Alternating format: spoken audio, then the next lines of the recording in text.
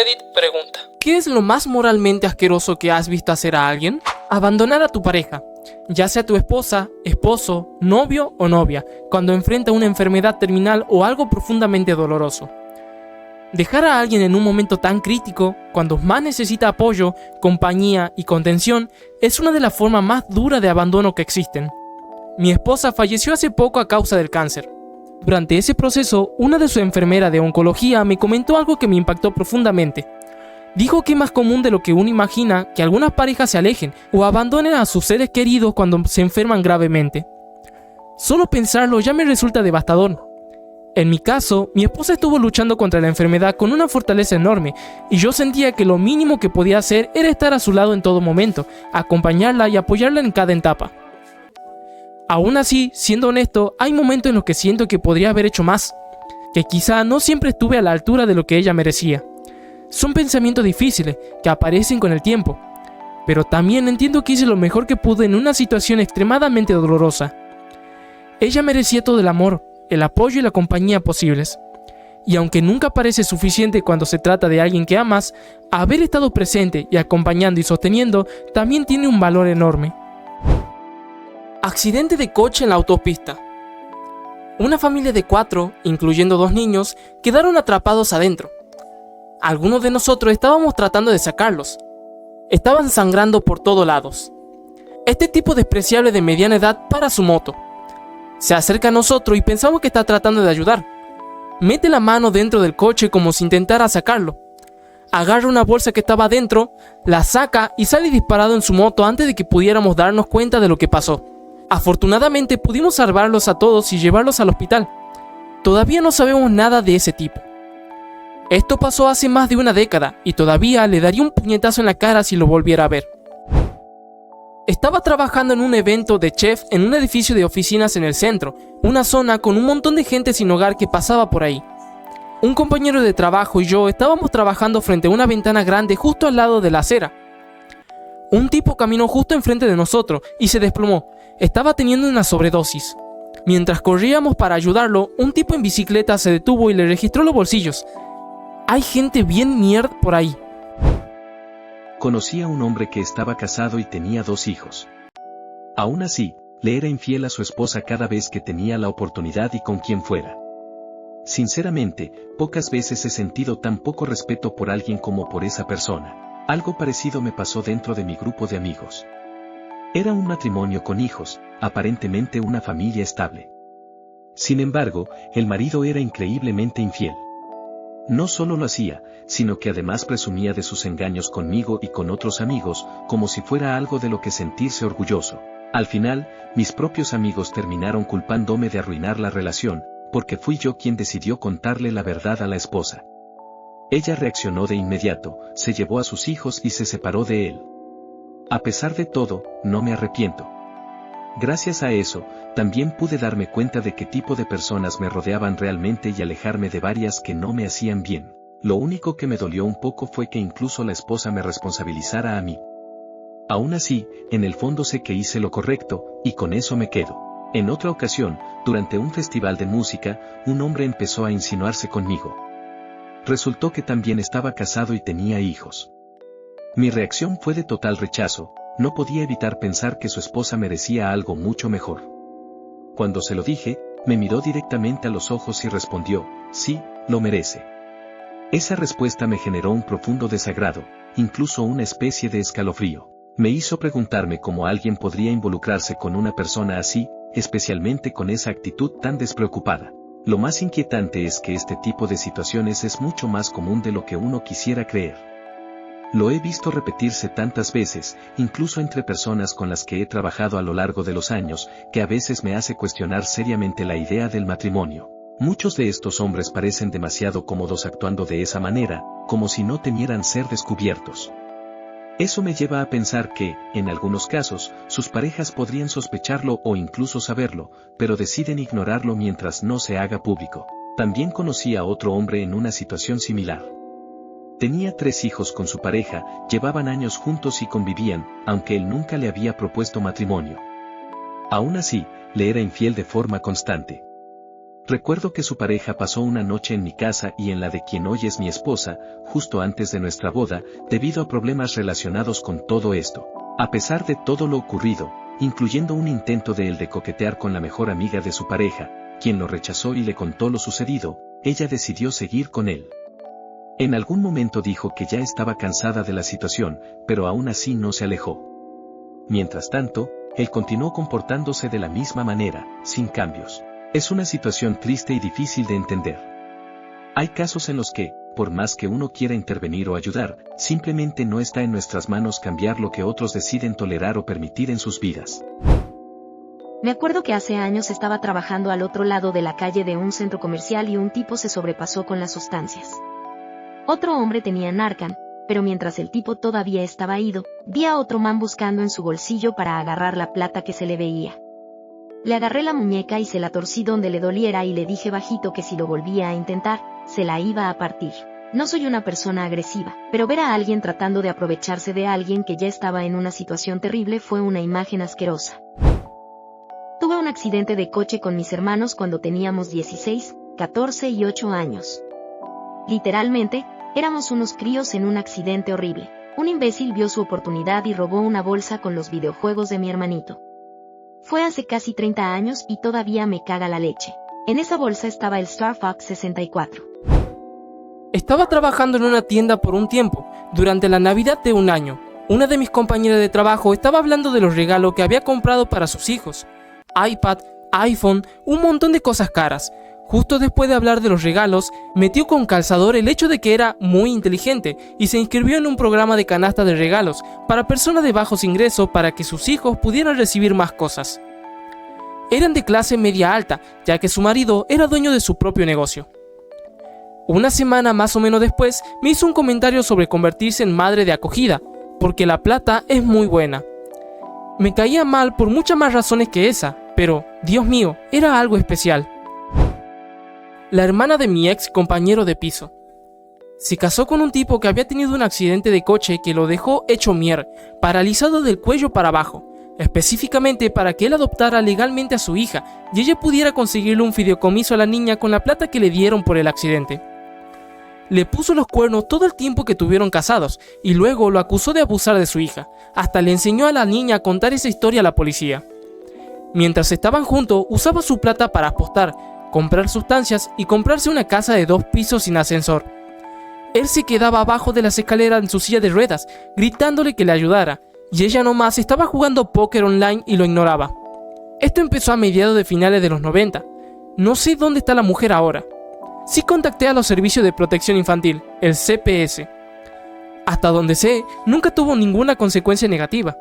Se mudó a Florida desde Indiana con el tipo. Mi ex compañero de piso me rogó que no me metiera en sus asuntos. El marido falleció hace tiempo por complicaciones de sus dolencias físicas. Hace más de una década que no vivo cerca de mi ex compañero. Una pareja de casados le prendieron fuego a su casa para cobrar el seguro. A propósito, dejaron a sus 2 perros adentro porque sería sospechoso si los perros se llegaban a escapar. Nos lo contaron sin ningún remordimiento. No conocía a esta gente y los conocí en una fiesta en una casa. Mi esposa, novia en ese momento, y yo trabajamos con la hermana o cuñada de esta pareja y éramos lo suficientemente muy buenos amigos como para que nos invitara a una fiesta de Halloween. Todos estaban bajo efecto de sustancias y el tipo empezó a presumir de dinero, de cómo se aprovechaba de la gente y de cómo le había jugado chueco a su compañera de seguros. Cuenta una versión edulcorada de la historia de cómo hicieron tantas cosas premeditadas de antemano que no había forma de que le negaran el reclamo. La hermana o cuñada se puso súper emocional y empezó a echárselos encima, y eso llevó a que se pelearan y ella soltara la acusación sobre los perros. La hermana inmediatamente se echó para atrás con vergüenza. El cuñado literalmente se rió. Luego la hermana trató de restarle importancia, pero para ese momento 7 u 8 personas que escucharon esto ya estaban encabronadas y haciendo preguntas a quemarropa. Al final, el cuñado dice algo como: sí, cocinar 2 perros callejeros vale $100,000, lo que haría todos los días. Lo que llevó a gritos, casi una pelea y a que se fueran. Ojalá pudiera decir que lo denunciamos y que le dieron su merecido, pero había pasado años antes y ya habían ganado su reclamo. No había nada que hacer más que negar con la cabeza y tratar de asimilar la maldad que acababa de presenciar. Trabajo en un aeropuerto, y hay cosas que uno ve ahí que realmente te dejan pensando. Una vez, una pasajera llegó con su perro, pero no tenía los documentos necesarios para que el animal pudiera viajar. En lugar de buscar una solución responsable, decidió dejar al perro en algún lugar del aeropuerto y subir al avión por su cuenta. Yo no fui quien encontró al animal, sino uno de mis compañeros. Él me contó que, si alguien alguna vez dudó de que los perros tienen emociones, debería haber visto a ese perro en ese momento. Lo describió diciendo que tenía una expresión de angustia que era imposible de ignorar.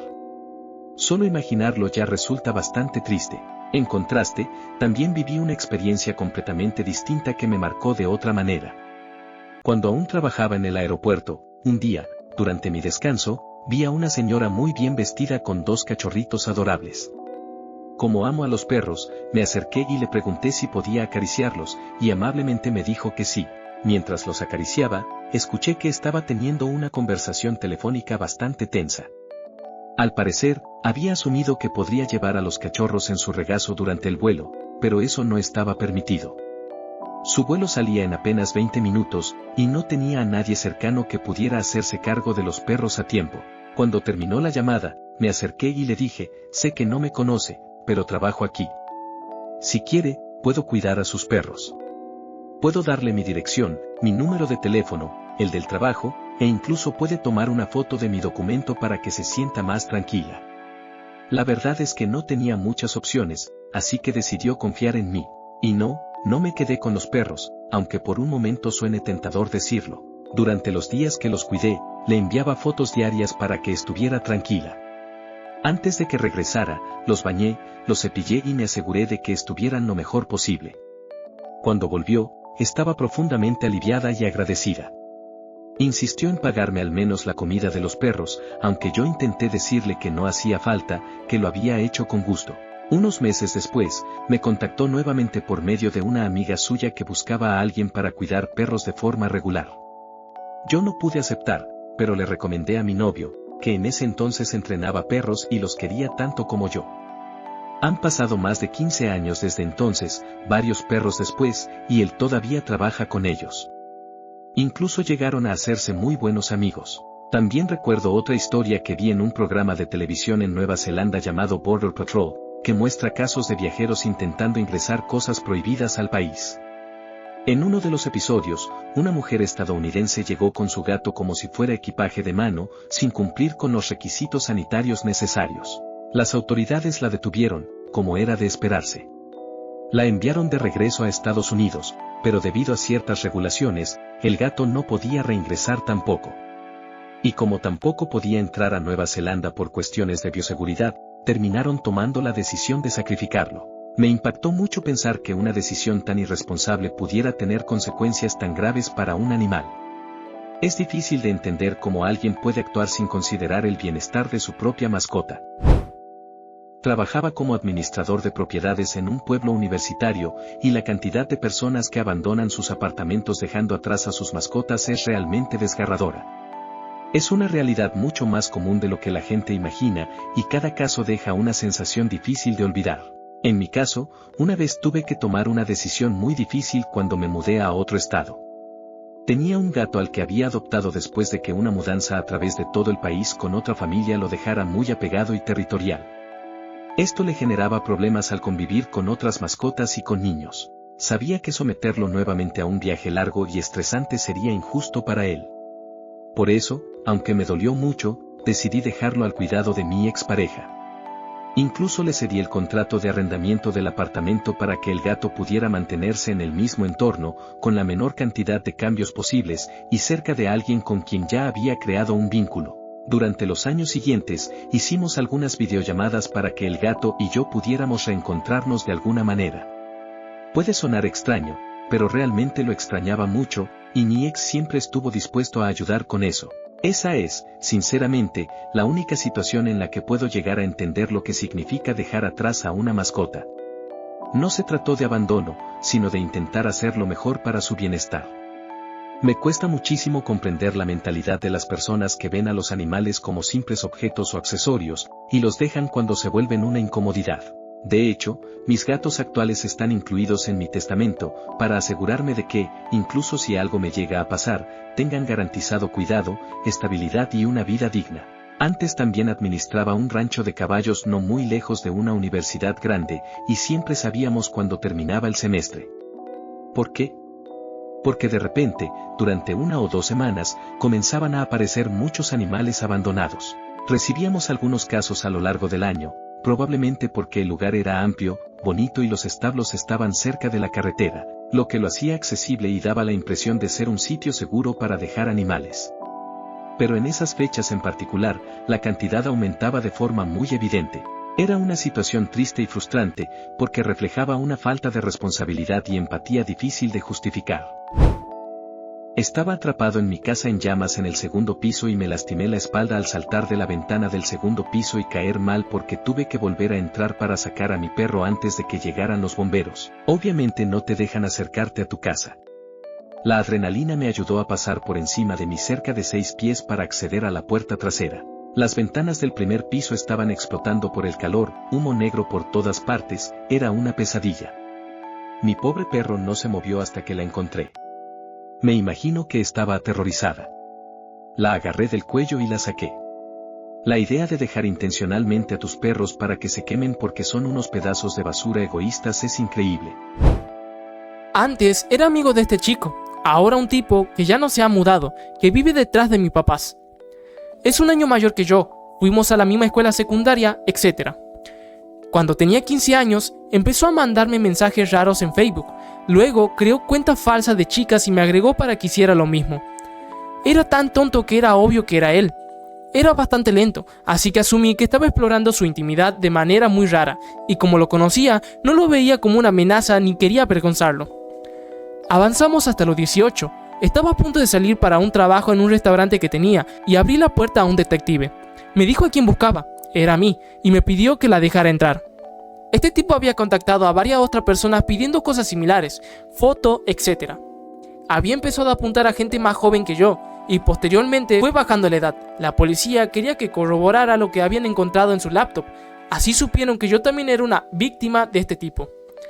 Le dieron 2 años y medio por sus crímenes en 2014. Ha vuelto a atacar en grupos locales en Facebook, ya que ahora le está sacando a su abuela, que es mayor, todos sus ahorros. Le ha estafado más de 12.000 euros y debido a su demencia ha logrado obtener el poder notoriar a lo que sea para tomar decisiones en su nombre. Leí sobre eso en un grupo de Facebook y la publicación lo nombraba directamente.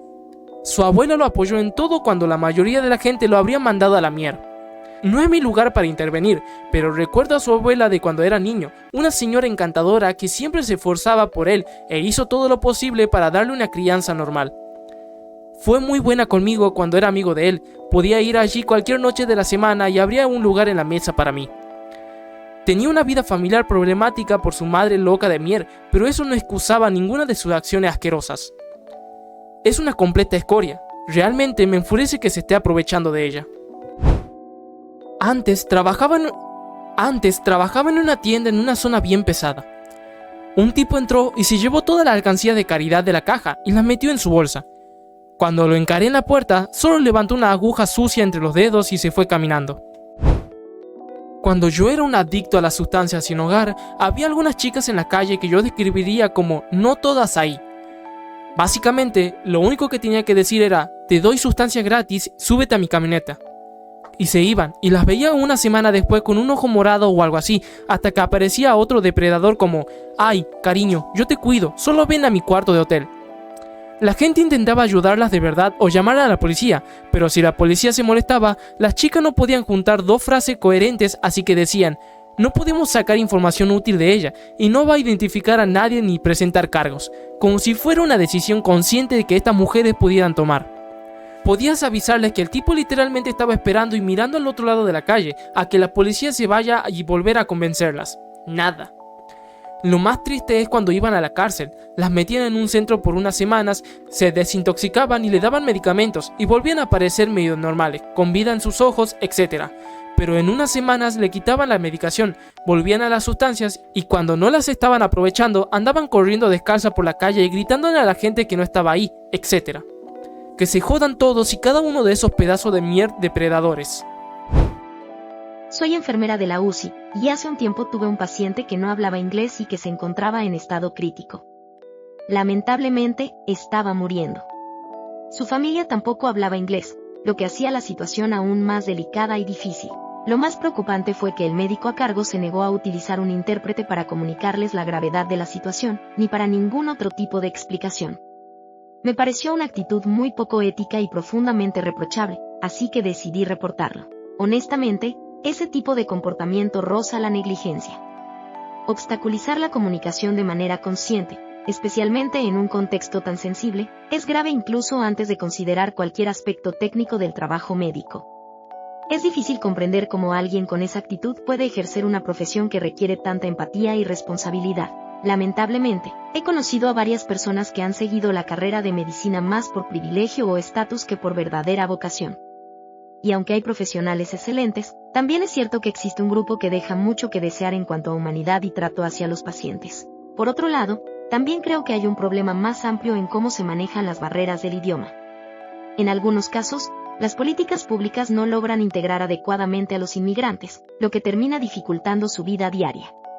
No solo enfrentan problemas para comunicarse con la población local, sino que a veces tampoco pueden hacerlo con personas de otros orígenes, lo que genera un doble aislamiento. Promover y facilitar el aprendizaje del idioma del país de acogida podría mejorar significativamente estas situaciones. Probablemente, ayudaría a evitar casos tan angustiantes como el de este paciente y su familia. Dicho todo esto, en una situación como la que viví, la prioridad debe ser siempre la humanidad. Conseguir un intérprete no es solo una opción, es una responsabilidad básica. Es lo mínimo que se puede hacer para garantizar dignidad y comprensión en un momento tan crítico. Y sinceramente, considero muy valioso que alguien haya intervenido para intentar hacer lo correcto en un contexto así. Mi ex mintió y dijo que estaban separados, se ofreció a grabarla. Me mostró mensajes, de verdad me hizo creerle. Ahora tengo el corazón hecho pedazos, creo que nunca volveré a amar. Una cosa es cuando alguien es un huevón y lo sabes, pero cuando alguien que era tan chingón resulta ser un huevón, es traumático. Nunca lo vi venir. Estaba saliendo con un tipo. No sabía cuando empezamos a salir que estaba comprometido. Aparentemente se casó unas semanas después de que nos dejamos de ver.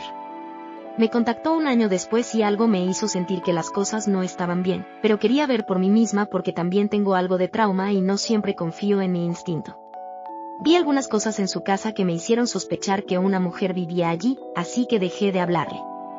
Y, oh sorpresa, 6 meses después recibí un mensaje de su esposa preguntándome si conocía a nombre del esposo, y se me cayó el alma. Resulta que tenía docenas de chicas con las que había estado saliendo desde que se casaron. Cuando lo vi el año después de que empezamos, resultó que tenía un bebé con ella. Siguió contactándome por un tiempo después de que ella lo confrontó y ya había establecido una buena relación con la esposa para ese momento como para avisarle cuando lo hacía, para que ella pudiera abordarlo. Los policías se niegan a asumir la responsabilidad por su inacción durante el tiroteo en la escuela de Uvalde. Todavía tienen el descaro de culpar a los padres y a los medios en lugar de reconocer que todos fallaron en su trabajo.